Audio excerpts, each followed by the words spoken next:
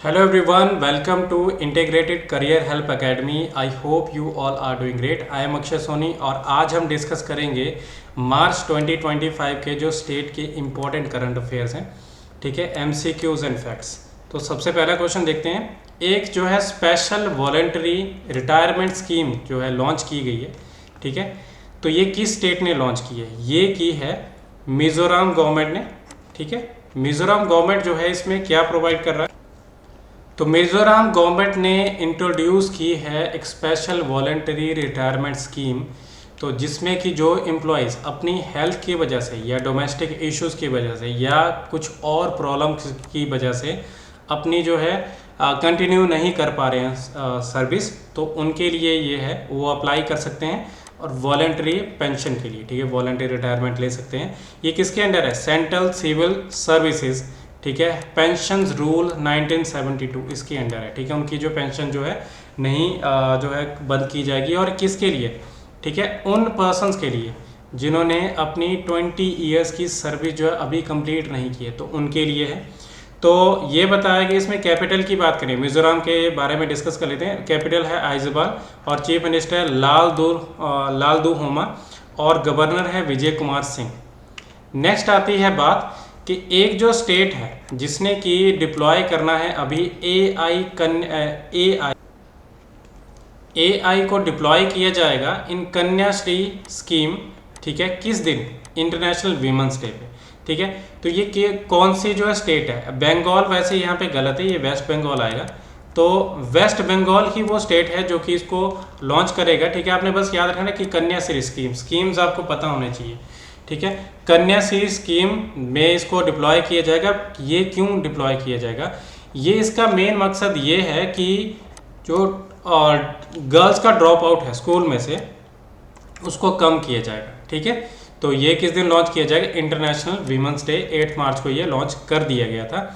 Waste Bengal की जो chief minister है ममता बनर्जी, गवर्नर है CV आनंदा बोस, ठीक है, एंड कैपिटल है कोलकाता, ठीक है। नेक्स्ट क्वेश्चन की बात हो रही है यहाँ पे, तो कोई कौन सी ऐसी स्टेट है जो कि अपनी अपकमिंग इलेक्ट्रॉनिक सिटी को नाम दे रहा है रतन टाटा इलेक्ट्रॉनिक सिटी? तो कौन सी स्टेट है?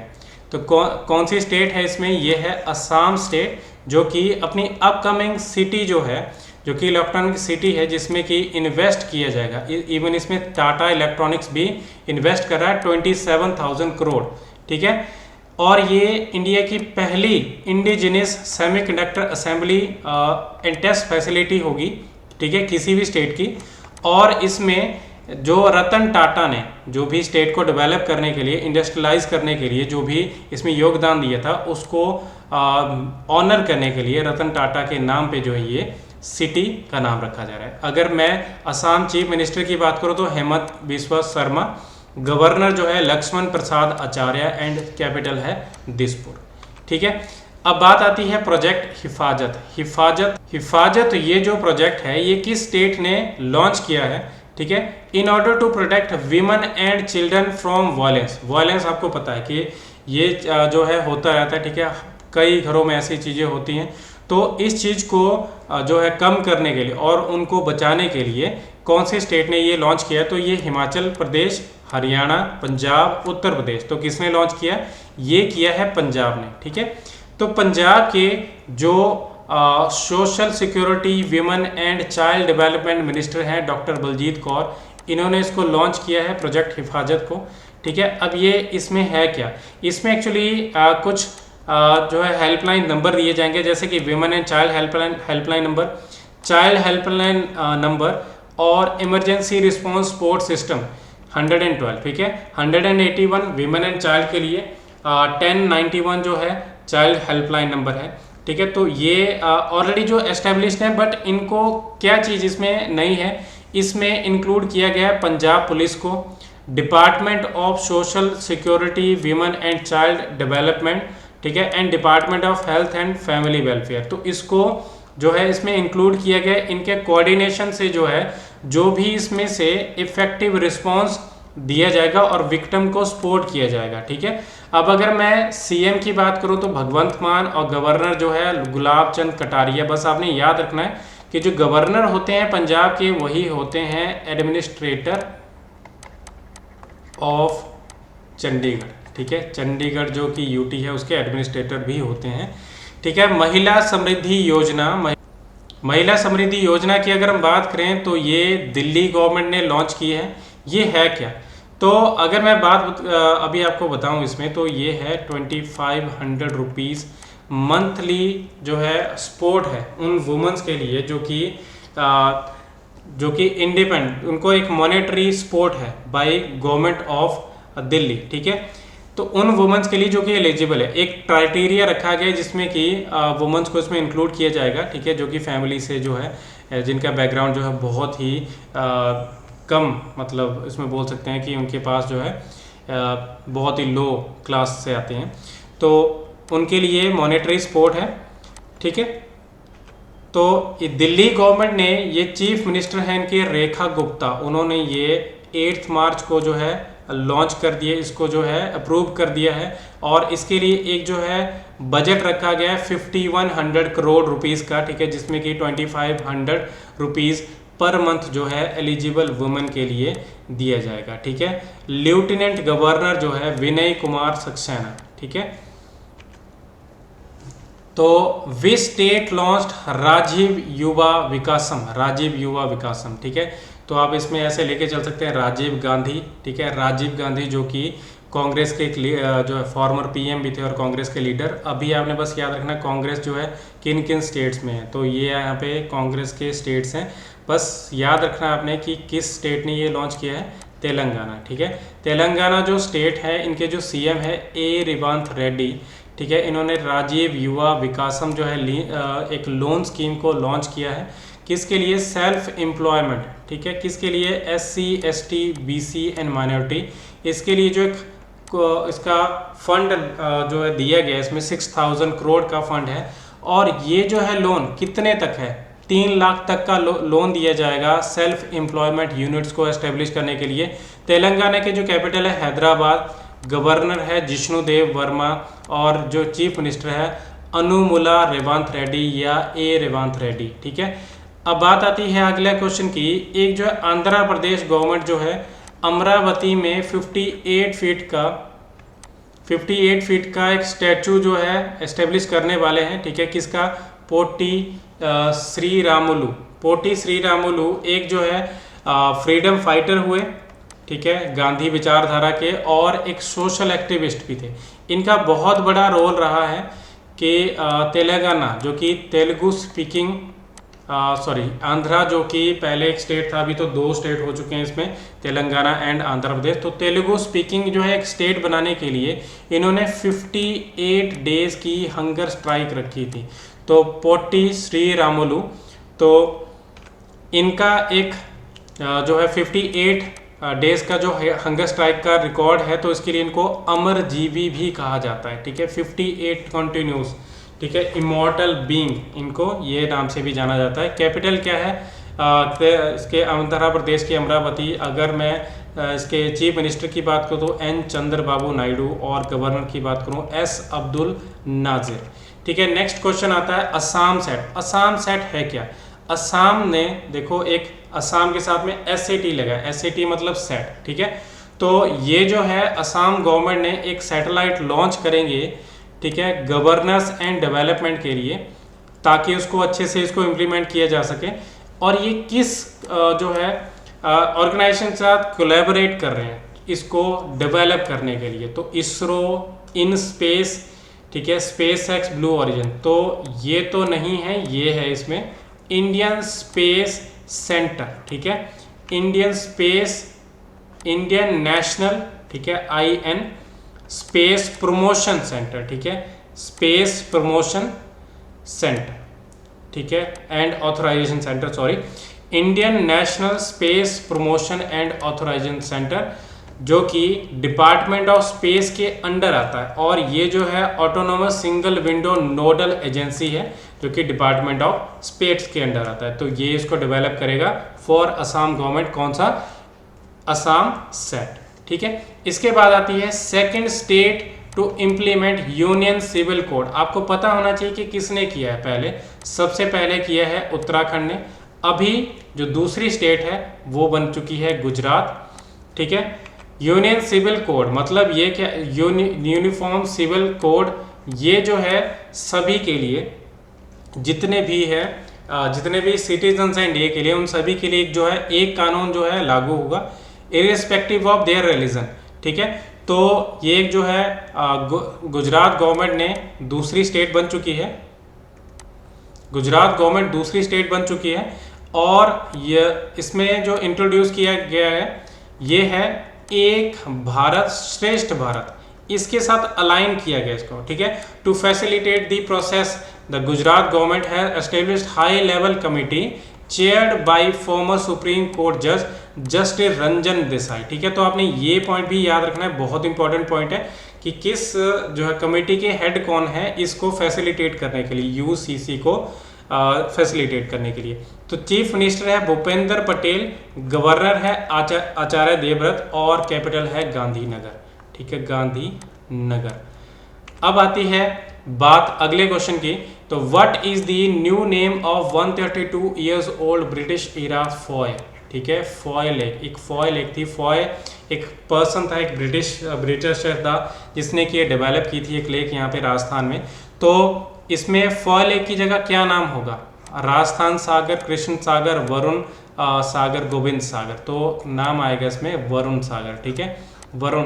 तो उस टाइम पे ये जो था, ये 1862 में एक जो है फेमाइन सिचुएशन थी, उसको ओवरकम करने के लिए एक जो है अरावली हिल्स के पास एक ब्रिटिश मैन फॉय, उसने एक मैन मेड लेक जो है बनाई, यहाँ पे कंस्ट्रक्ट किया इसको, और इसकी हेल्प से उन जो इस सिचुएशन को निपटा गया। तो ये ब्रिटिश इरा की है, 1862 के टाइम की। तो राजस्थान के बारे में थोड़ा जान लेते हैं। चीफ मिनिस्टर हैं भजन लाल शर्मा। ठीक है, कैपिटल है जयपुर, और जो है हरि भाऊ बागड़े जो है इसके गवर्नर है। ठीक है, अब नेक्स्ट बात आती है नेक्टार, एक जो है इंस्टीट्यूट है। ठीक है, जिसके बारे में कहा गया कि has set a common facility centre CFC in north eastern state. किस नॉर्थ ईस्टर्न स्टेट में इसको जो है बनाया गया है, कि कहाँ पे इसको सेटअप किया है, तो मेघालय, नागालैंड, मिजोरम, असम। तो इसको जो है लॉन्च किया गया नागालैंड में। तो नागालैंड के किस स्टेट में, तो चुमू के दिमा, और जो विलेज है वो है कुकी डोलोंग विलेज।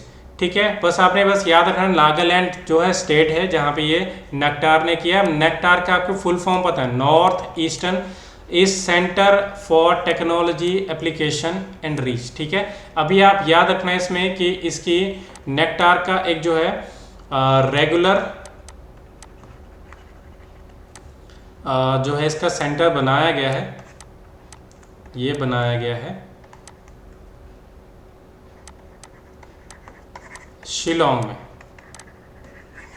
ठीक है, शिलोंग में इसको बनाया गया है। अब ये है क्या, नेक्टार का जो सेंटर है ये पार्ट है farmer mobilisation and awareness programme initiative जो था उसके अंडर है। अब क्या करना है यहाँ पे, इस नेक्टार में इसको प्रमोट की, ये एंटरप्रेन्योरशिप को प्रमोट करने के लिए है। ठीक है, तो नागालैंड के बारे में आप जान लो। चीफ मिनिस्टर है नेफी रियो, और गवर्नर है ला गणेशन, और कैपिटल है कोहिमा। ठीक है, और नेक्स्ट बात आती है, आपने सुना होगा रिसेंटली कि जो इंडियन जो रुपीज़ है, इंडियन रुपीज़ सिंबल जो है, रुपी का ये जो सिंबल है, इसकी जगह तमिलियन लेटर जो है, एक जो है बजट का लोगो रखा गया था। ठीक है, इन फाइनेंशियल ईयर 25-26। तो ये तमिलनाडु के स्टेट ने रखा है, तमिलनाडु स्टेट ने रखा है इसको। ठीक है, बजट के टाइम पे। और इसमें ये क्वेश्चन आता है कि ये जो रुपी का जो सिंबल है ये किसने जो था दिया था, किसने डिज़ाइन किया था।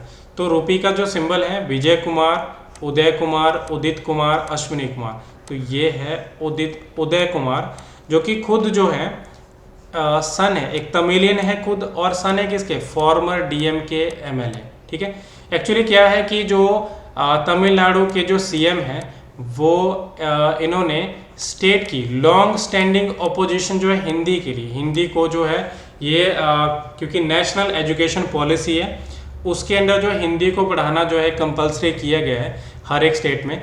तो ये चाहते हैं कि हमारी जो है स्टेट में इसको ना पढ़ाया जाए, इसको इम्प्लीमेंट ना किया जाए, इसको डेलिबरेटली जो है इसको फोर्सफुली जो है इम्प्लीमेंट ना किया जाए। तो इसके अपोजिशन में उन्होंने क्या किया, जो तमिल लेटर को इसमें इंक्लूड किया था। तो तमिलनाडु के बारे में जान लेते हैं। कैपिटल है चेन्नई, ठीक है। महाराष्ट्र, उसमें जो सीएम है MK स्टैलिन और गवर्नर है RN रवि, ठीक है। नेक्स्ट क्वेश्चन आता है, एक कौन सी स्टेट है जिसने की transplantation of human organ and tissues act थोटा, इसको जो है किया है, उन्होंने डिसाइड किया है अडॉप्ट करने का, ठीक है। किस चीज़ के लिए, to bolster the organ and tissues donation in the state, ठीक है।